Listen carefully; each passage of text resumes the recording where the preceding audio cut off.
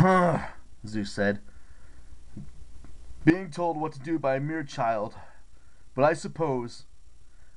All in favor, Hermes said. All the gods raised their hands. Thanks, I said.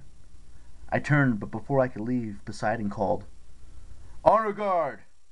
Immediately, the Cyclops came forward and made 2 lines from the throne rooms to the door, an aisle for me to walk through.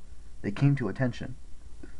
All hail Perseus Jackson, Tyson said, hero of Olympus, and my big brother. Chapter 21. Blackjack Gets Jacked. Annabeth and I were on our way out when I spotted Hermes in the side courtyard of the palace. He was staring at an iris message in the midst of a fountain. I glanced at Annabeth. I'll meet you at the elevator. You sure? She studied my face. Yeah, you're sure. Hermes didn't seem to notice me approach. The iris message images were going so fast I could hardly understand them. Mortal newscasts from all over the country flashed by. Scenes of Typhoon's destruction, the wreckage of our battle that had left across Manhattan, the president doing a news conference, the mayor of New York, and some army vehicles riding down the Avenue of the Americans.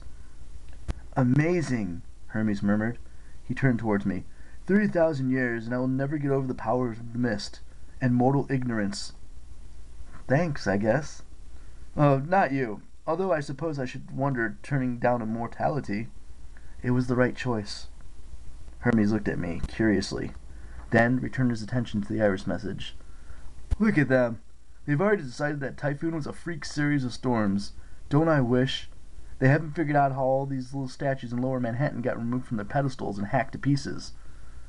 They keep showing a shot of Susan B. Anthony struggling Frederick Douglass, but I imagine they'll come up with some logical explanation for that.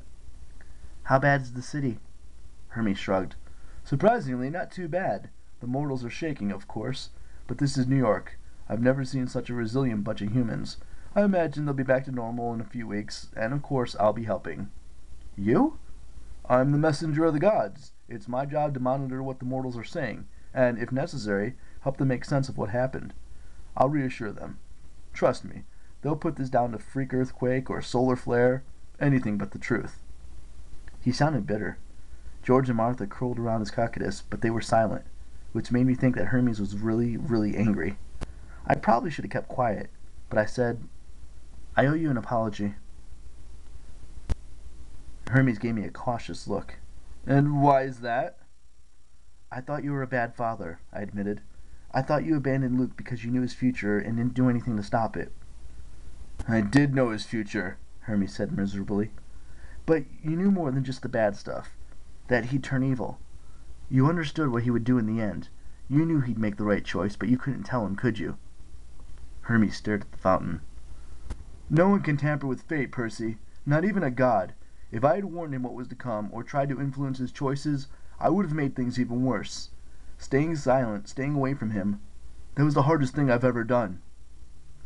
You had to let him find his own path, I said, and play his part in saving Olympus.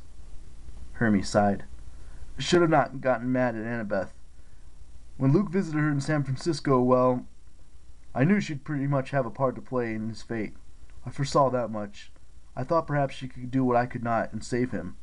When she refused to go with him, I could barely contain my rage. I should have known better. I was really angry with myself.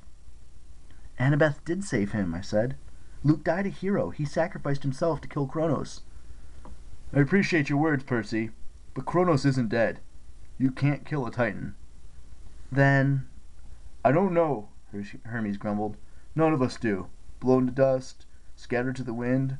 With luck, he's spread so thin he'll never be able to form a consciousness again, much less a body. But don't mistake him for dead, Percy. My stomach did a queasy somersault. What about the other Titans? In hiding, Hermes said. Prometheus sent Zeus a message with a bunch of excuses for supporting Kronos. I was just trying to minimize the damage, blah blah blah. He'll keep his head low for a few centuries if he's smart.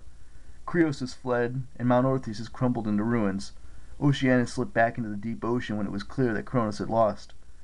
Meanwhile, my son Luke is dead. He died believing I didn't care about him. I will never forgive myself. Hermes slashed his cocytus through the mist.